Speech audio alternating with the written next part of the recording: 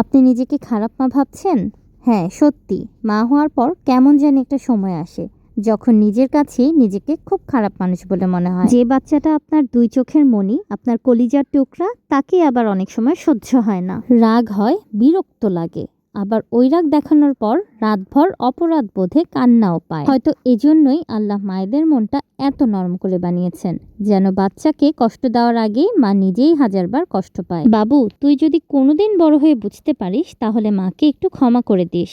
মা তোকে কখনোই কম ভালোবাসেনি। মা শুধু খুব ক্লান্ত ছিল। ক্লান্ত শরীর, ঘুম কম হওয়া, হরমোনাল ইমব্যালেন্স, ভয়, নতুন বাচ্চা, সব মিলে কখন যে মা নিজেকেই হারিয়ে ফেলেছিল, মা তা নিজেও বুঝে উঠতে পারেনি রে।